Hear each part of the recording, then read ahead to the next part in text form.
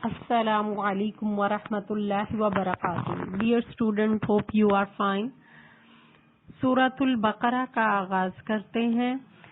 आपके लिए सबसे पहले ये बताना चाहूंगी कि आपको मैंने जैसे बताया था कि आपके पेपर पॉइंट ऑफ व्यू से सूरतुल बकरा का मेजर पोर्शन है. लॉन्ग क्वेश्चन इसमें से आपके दो आते हैं. कोई सी एक आपको आयत आ जाएगी और उसमें आपने उसको एक्सप्लेन, तर्जुमा और तशरीह से करना होता है.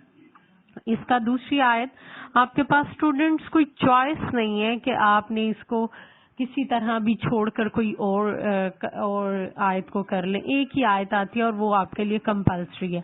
इसलिए जितना बेहतरीन तरीके से आप इस सूरत के तर्जुमे को लर्न करेंगे उतने ही अच्छी तरह आप अपना सवाल जो है वो अटेम्प्ट करने के काबिल हो जाएंगे.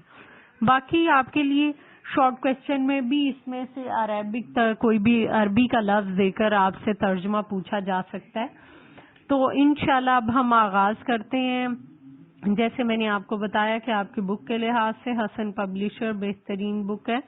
आप उसको करते हुए आपकी बुक का पेज नंबर 25 वो खोलें. बिस्मिल्लाहिर्रहमानिर्रहीम. बिस्मिल्लाहि शुरू अल्लाह के नाम से, अर्रहमान जो निहायत मेहरबान, अर्रहीम रहम करने वाला. गर्ल्स, कुछ मैं आपको छोटे छोटे अल्फाज पहले बताना चाहूंगी जो कि कुरान में 12 आए हैं. अगर आप उनको लर्न कर लेंगे तो काफी हद तक बेहतर होगा कि आपको वो चीज याद हो जाए, यानी तर्जुमा याद करने में आसानी होगी. बा का मतलब है साथ, जालिका वो, और ला नहीं, हाजा ये, अल्लाजी वो एक शख्स, अल्लाजीना वो लोग जो, यानी जमा के लिए इस्तेमाल हो रहा है. व मिन से, वा और मिम्मा इससे जो, ये दो लफ्जों का मजमुआ है मिन और मा. वा का तर्जुमा मैंने आपको बता दिया. और इला तरफ, इलई का तुम्हारी तरफ, का तर्जुमा तो तुम्हारी. इसी तरह अला पर, अला अलई का तुम पर. जिस तरह जब भी अरबी ग्रामर में कुछ ये लफ्ज आए तो आप इनको छोटे छोटे अल्फाज हैं, इनको याद कर लें ताकि आपको फिर तर्जुमा करने में आसानी हो. बिस्मिल्लाही सात अल्लाह के नाम के, और रहमान जो निहायत मेहरबान, और रहीम रहम करने वाला है. अलिफ लाम मीम, अलिफ लाम मीम. जालिका ये, अल किताबु किताब, ला नहीं, रईबा शक, फी ही इसमें, हुदन हदायत है, लिल मुत्तकीन मुत्तकीन के लिए या अल्लाह से डरने वालों के लिए. अल्लाज़ीना वो लोग जो, युमिनूना जो ईमान रखते हैं, बिल गैबी गैब पर, व युकीमून सलाता और कायम करते हैं नमाज, और मिम्मा और इससे जो, रज़क़नाहुम राज़क रिज़्क दिया, ना हमने, हुम उनको, हमने रिज़्क दिया उनको, युनफिकून वो खर्च करते हैं. वल्लज़ीना वा और अल्लज़ीना वो लोग जो, युमिनूना ईमान रखते हैं, बिमा उस पर जो, उनजिला नाजिल की गई, इलैका तेरी तरफ, वमा और जो, उनजिला नाजिल की गई, मिन कब्लिका तुमसे पहले, और बिल आखिराती हम युकिनून और वो आखिरत पर यकीन रखते हैं. उलाइका यही लोग हैं, अला हुदन हदायत पर, मिर रब्बिहिम उनके रब की तरफ से, व उलाइका और यही लोग हैं, हुमुल मुफलिहून वो फलाह पाने वाले हैं. इन्नल्लाज़ीना बेशक वो लोग जो, काफरू जिन्होंने कुफ्र किया या इनकार किया, सवाउन बराबर है, अलैहिम उन पर, अंज़रतहुम खौ तुम उनको खबरदार करो, अम लम या ना, तुनज़िरहुम तुम उनको डराओ, ला युमिनून वो तुम्हें ईमान नहीं लाएंगे. خاتم اللہ مہر لگا دی اللہ نے علی قلوبہم ان کے دلوں پر وعلی ابصارہم اور ان کے کانوں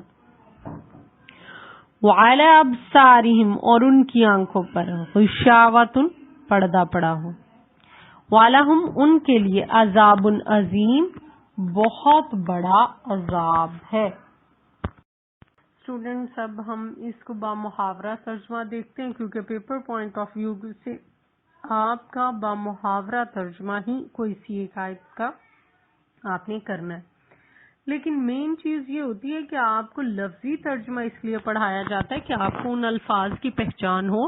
اگر آپ ان الفاظ کو صحیح طرح نہیں پڑھیں گے تو کیا ہوگا کہ آپ کو پتہ ہی نہیں چلے گا کہ یہ آیت کیا ہے، یعنی آپ صرف آیت کو اوپر سے ہی پڑھنا شروع ہو جائیں تو آہستہ آہستہ ان الفاظ کی پہچان نہ ہونے کی وجہ سے ایک طرح کا یہ رٹا ہو جائے گا اور پھر آپ کو آیت کا پتہ نہیں چلے گا، پورے سلیبس میں سے صرف ایک ہی آیت آنی ہے۔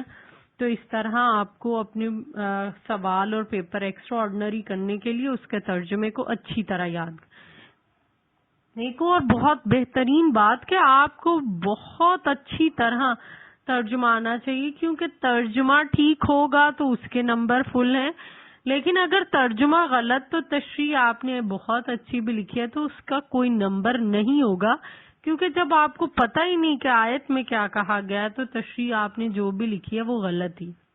اس لیے اچھے مارکس لینے کے لیے اچھا ترجمہ یاد کریں اور پھر اس کے متعلقہ تشریح کو بہت زیادہ اگر آپ اچھے ایکسپلین نہ بھی کریں، ٹو دا پوائنٹ لے کر جو چیزیں آپ کی بک میں دی ہیں ٹو دا پوائنٹ ہیں اسی کو یاد کر لیں تو وہ کافی ہوگا، لیکن یہ ساتھ ساتھ چیزوں کو ترجمے میں بہت بہترین آپ کو ہونا پڑے گا۔ جی آغاز کرتے ہیں۔ الف لام میم، یہ اللہ کی کتاب ہے، اس میں کوئی شک نہیں، ہدایت ہے اللہ سے ڈرنے والوں کے لیے جو غیب پر ایمان رکھتے ہیں، نماز قائم کرتے ہیں، جو رزق ہم نے ان کو دیا ہے اس میں سے وہ خرچ کرتے ہیں، جو ایمان رکھتے ہیں اس کتاب پر جو تمہاری طرف نازل کی گئی، جو تم سے پہلے نازل کی گئی ہے، اور آخرت پر وہ یقین رکھتے ہیں۔ یہ لوگ اپنے رب کی طرف سے ہدایت پر ہیں، یہی لوگ کامیاب ہونے والے ہیں۔ بے شک جن لوگوں نے انکار کر دیا ان کے لیے برابر ہے، خواہ آپ انہیں خبردار کریں یا نہ کریں، وہ ایمان نہیں لائیں گے۔ مہر لگا دی اللہ نے ان کے دلوں پر، ان کے کانوں پر اور ان کی آنکھوں پر پردہ پڑا ہوا ہے، ان کے لیے بڑا عذاب ہے۔ اسٹوڈینٹس جتنا آپ کے لیے بہترین ہے کہ آپ اچھے طریقے سے ترجمہ یاد کریں، آپ تشریح میں اگر آپ بہت ایکسٹرا آرڈنری کرنا چاہتے ہیں تو تھوڑا سا اچھی طرح، ورنہ آپ کی بک میں جتنی دی گئی ہے اسی کو اچھی طرح یاد کر لیجئے تو آپ کے لیے کافی ہے۔ الف لام میم، یہ ایسے حروف ہوتے ہیں جو لکھے تو اکٹھے جاتے ہیں لیکن پڑھتے ہوئے الگ الگ پڑھے جاتے ہیں، یعنی انہیں حروف مقطعات کہا جاتا ہے، علیحدہ علیحدہ پڑھے جانے والے حروف۔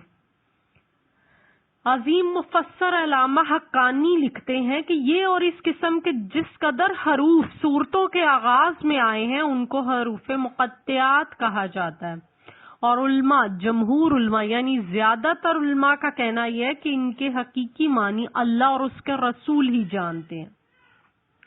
البتہ مختلف علماء نے اپنے طور پر ان کے معنی متعین کرنے کی کوشش کی ہے۔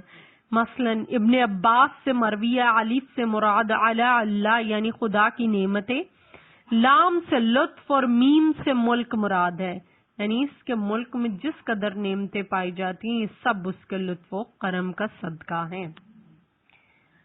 ذالک الکتاب، اب یہاں پر ایک تو ذالک اشارہ بعید ہے، ذالکہ کا ترجمہ ہم نے کیا، یہ اصل میں عربی گرامر میں ہاذا ورڈ استعمال ہوتا ہے اس کے لیے، لیکن اس جگہ پر اس آیت میں علماء کا کہنا یہ ہے کہ اس جگہ پر اللہ تعالیٰ کا ذالک الکتاب اس کتاب کے لیے استعمال کرنے کا مطلب یہ ہے کہ اس کتاب کی اہمیت اور قدر و منزلت ظاہر کرنے کے لیے اللہ تعالیٰ نے یہ الفاظ بیان کیے کہ ذالک الکتاب، اور جب آپ کو کسی بھی الکتاب یہاں استعمال کیا گیا، کتاب ایک اسم نکرہ ہے، جب آپ نے کسی چیز کو اسم نکرہ سے معرفہ بنانا ہوتا ہے تو عربی میں آپ کو اس کے ساتھ ال لگانا ہوتا ہے. جیسے کہ آپ دیکھیں اس وقت آپ کلاس میں کتنی گرلز اگر ہیں اور میں کسی ایک کو کہتی ہوں کہ آپ کھڑی ہوں، مجھے اگر ان کا نام نہیں بھی آتا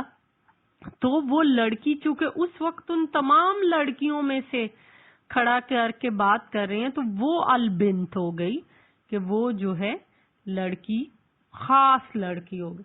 اسی طرح آپ کے پاس آپ بہت زیادہ قلم ہے آپ نے اگر استعمال کیا تو وہ آپ دیکھیں کہ آپ نے سبھی نیو اگر آپ ایک پیکٹ لے کر آئے سبھی ایک دفعہ میں استعمال تو نہیں ہوں گے، آپ اس میں سے ایک لیں گے تو اس وقت جو کلم آپ نے یوز کرنے کے لیے اٹھا لی وہ الکلم خاص ہو جائے گی. تو یہاں پر یہ خاص کتاب ہے، الکتاب یعنی قرآن مجید اس سے مراد ہے. جب یہاں ایک قاری تلاوت شروع کرتا ہے تو اس کے ذہن میں یہ بات آ جاتی ہے کہ قرآن اللہ کی سچی کتاب ہے، کیونکہ اللہ کا حکم ہے لا ریب فیہ، اس میں کوئی شک نہیں. اور پھر یہاں قرآن میں شک کی گنجائش کے دو ہی طرح ہوتی ہے، یا تو ایک انسان کے اپنے دماغ میں کوئی خلل ہو، یا دوسرا انسان کے لحاظ سے جو بہترین بات ہے کہ اس چیز میں تو کوئی کمی نہیں ہے، آپ کی ہی کہیں نہ کہیں کچھ کمی ہے. قرآن مکمل طریقے سے تمام تر طریقے سے لا ریب فیہ، اللہ نے کہہ دیا کہ انسان کی عقل جو ہے اپنے لحاظ سے اگر اس میں کوئی خامی ڈھونڈنے کی کوشش کرے تو قرآن مکمل پاک ہے ان سب چیزوں سے کہ اس میں کوئی شک نہیں. کہہ دیا جا ہدی للمتقین. اب یہ بہت پیاری بات ہے، آپ کو میں نے پہلے بتایا کہ یہ ایک ایسی کتاب ہے کہ جس میں سورۃ الفاتحہ کے آغاز میں ہی ہم دعا کر رہے ہیں اہدنا الصراط المستقیم، تو ساتھ ہی اللہ تعالیٰ نے یہ بیان کر دیا کہ صراط الذین انعمت علیہم، ہمیں سکھایا کہ ان لوگوں کا راستہ جن پر انعام کیا. تو یہاں پر ہدایت جب ہم نے دعا کی کہ اللہ ہمیں سیدھا راستہ دکھا تو اللہ تعالیٰ نے یہ بیان کر دیا یہی وہ راستہ ہے، ذالک الکتاب. تو یہ ہدی للمتقین ہے، یہ ہدایت دیتی ہے متقین کو. اب متقی کیا ہے؟ متقی اصل میں تقوی واقعہ سے نکلا ہوا لفظ ہے جس کے مطلب ڈرنا اور بچنا کے، یعنی اصطلاح میں اللہ تعالیٰ سے ڈرتے رہنا. اس کی وضاحت حضرت عمر کی اس بات سے آپ کو مکمل طریقے سے ملے گی. حضرت عمر نے ابی بن کعب عقاب الاحبار سے پوچھا تقوی کیا ہے؟ انہوں نے کہا کیا کبھی آپ کا گزر ایسے راستے سے ہوا ہے جس کے دونوں اطراف میں خاردار جھاڑیاں یعنی کانٹے والی جھاڑیاں ہوں؟ کہا ہاں. تو پھر کیا کرتے ہیں؟ کہا اپنے دامن کو سمیٹ کر چلتا ہوں، یہی تقوی ہے. تو متقی تقوی آپ کے اندر پیدا ہو اس کے لیے اللہ نے صفات بتا دی. سب سے پہلے غیب پر ایمان، یؤمنون بالغیب، یعنی ایسی چیزیں جو نظر نہیں آتی، جن کا وجود ہمارے خواص خمسہ سے ممکن نہیں ہے، ان پر بھی ایمان لانا. اللہ کی ذات، فرشتے، جنت، دوزخ اور جنات، یہ سب چیزوں پر، اور سب سے بہترین ہستی اللہ کی ہستی پر ایمان رکھنا. جو بندہ اللہ کو مان لے گا تو پھر اس کے لیے وہ یقیمون الصلاۃ، پھر دن میں رات دن میں 5 نمازیں 5 مرتبہ اس کے دربار میں آ جانا، اقامت الصلاۃ کہلاتا، کہ اس کے لیے نماز کو قائم کرنا، خشوع و خضوع کے ساتھ ادا کرنا، یہ اقامت الصلاۃ. ویسے بھی نبی صلی اللہ علیہ وآلہ وسلم نے فرمایا صلوا کما رأیتمونی اصلی. اور اس جگہ پر اگر آپ کے بک میں مختصر سی کوئی چھوٹی آیت دی ہے، کوئی حدیث آپ دیکھیں، آپ کو کتنی زیادہ نالج آلریڈی آپ نماز کے بارے میں بچپن سے پڑھے ہیں. آپ کوئی سی بھی چھوٹی سی آیت ساتھ کوٹ کر سکتے ہیں، اقیموا الصلاۃ ولا تکونوا من المشرکین، اور اقیم الصلاۃ للذکر، اور حدیث کوٹ کر سکتے ہیں کہ سب سے پہلا سوال نماز کے بارے میں ہوگا. آپ نے فرمایا نماز دین کا ستون ہے، مومن کی معراج ہے. اس طرح کچھ کوٹ کر کے اس کو بہت اچھا خوبصورت بنایا جا سکتا ہے. پھر کہا گیا انفاق فی سبیل اللہ ومما رزقناہم ینفقون، یعنی اللہ کی راہ میں خرچ کرنا. انسانوں کو اللہ ہی رزق دینے والا ہے، تو اللہ کی راہ میں خرچ کرنے کے دو ہی طریقے. ایک تو فرض ہے زکوٰۃ ادا کرنا، یعنی ہر صاحب نصاب پر فرض ہے کہ وہ زکوٰۃ کو ادا کرے. اور دوسرا واجب اور نفل ہے، یعنی صدقات کی ادائیگی کے لحاظ سے آپ دیکھیں وہ نفل. پھر کہا گیا وما انزل الیک وما انزل من قبل. اب ایمان لانے میں یہ بھی ضروری ہے کہ اس چیز پر بھی ایمان لے آؤ جو تمہاری طرف، یعنی قرآن پر ایمان، یا آخری الہامی کتب. آخری الہامی کتاب ہے جو رسول صلی اللہ علیہ وآلہ وسلم پر نازل ہوئی. یہ ایک ایسی کتاب ہے جس پر عمل پیرا ہو کر انسان اس دنیا میں بھی کامیاب ہوتا ہے اور اس دنیا میں. قرآن میں ہو غوطہ زن، اے مرد مسلمہ، اللہ کرے تجھ کو عطا جدت کردار. اقبال نے بڑے خوبصورت انداز میں یہ بیان کیا ہے. میں پھر سے ریپیٹ کر رہی ہوں شعر بقول اقبال. قرآن میں ہو غوطہ زن، اے مرد مسلمہ، اللہ کرے تجھ کو عطا جدت کردار. پھر اس کے ساتھ باقی الہامی کتب پر بھی ایمان لانا. ہمارا ایمان ہے کہ جتنی بھی کتابیں اللہ نے نازل کی ہیں وہ تمام تر پیغمبروں پر، ہم وہ کچھ پر صحیفے کچھ پر کتابیں، کہ ہم اس پر ایمان رکھتے ہیں کہ وہ اللہ کی طرف سے نزول کے اعتبار سے، اپنے اپنے وقت کے اعتبار سے اس وقت صحیح تھی، لیکن ابھی ان پر عمل کرنا ممکن نہیں ہے. اور پھر ہے وَبِالْآخِرَةِ هُمْ يُوقِنُونَ، اور آخرت پر وہ یقین رکھتے ہیں. یہاں بہت پیاری سی بات، كُلُّ نَفْسٍ ذَائِقَةُ الْمَوْتِ، اور جہاں پر بہت اچھے طریقے سے یہ بھی ذکر ملتا ہے کل من علیہا فان، ہر وہ چیز جو اس دنیا کے اوپر ہے فنا ہو جانے والی ہے، ختم ہو جانے والی ہے. اللہ تعالیٰ نے اس دنیا کو دار العمل قرار دیا. تھوڑی دیر کے لیے آپ کو اس دنیا میں کام کرنا ہے اور پھر اللہ کے ہاں تمام تر چیزوں کا حساب دینا ہے. یہی چیز ہے کہ نیک لوگ جنتوں میں جائیں گے اور برے لوگ جہنم میں. پھر اللہ تعالیٰ نے فرما دیا اولئک علی ھدی من ربہم، یہی لوگ ہیں ہدایت پر ہیں اپنے رب کی طرف سے. واولئک ھم المفلحون، اور وہ فلاح پانے والے، یعنی آخرت میں بخشے جائیں گے اور جنت اور ان کی نعمتوں کے حقدار کہلائیں گے. اب اسٹوڈنٹ یہاں بڑے اچھے طریقے سے دوسری بات بیان کی گئی، ان الذین کفروا سواء، کہ بے شک وہ لوگ جنہوں نے کفر کیا ان کے لیے برابر ہے، تم ان کو ڈراؤ یا نہ ڈراؤ، وہ ایمان نہیں لے کر آئیں گے. مہر لگا دی اللہ نے ان کے دلوں پر، ان کے کانوں پر، ان کے آنکھوں پر پردہ ہے ان کے لیے بہت بڑا عذاب. یہاں پر اللہ تعالیٰ نے قرآن کے آغاز میں ہی مومنین کا تذکرہ کر دیا کہ یہ کتاب سے اگر ہدایت حاصل کرنی ہے تو تم دیکھ لو. 3 طرح کے لوگوں کا تذکرہ کیا کس جگہ پر ہو. سب سے پہلے مومنین کا جو ایمان لے کر آئے ہدی للمتقین قرار دیا. پھر اللہ نے کفار کا تذکرہ کیا، جن لوگوں نے انکار کر دیا. تو ایسے لوگ ہیں جو اپنی ضد اور ہٹ درمی کی وجہ سے ایمان سے انکار کر رہے ہیں، عمل صالح نہیں کر رہے. تو اللہ تعالیٰ نے فرما دیا کہ ان کو تم ڈراؤ یا نہ ڈراؤ ان کے لیے برابر ہے. یہاں کفار کا تذکرہ کرتے ہوئے اللہ تعالیٰ نے یہ بھی بتا دیا کہ مومنین دیکھ لیں اور ہر طرح کے لوگ دیکھ لیں وہ کس جگہ پر ہیں. اگر اس کتاب سے ہدایت حاصل کرنی ہے تو 3 طرح کے لوگوں کا تذکرہ آیا، مومنین، کفار اور پھر منافقین. تم کس جگہ پہ کھڑے ہو یہ دیکھ لو.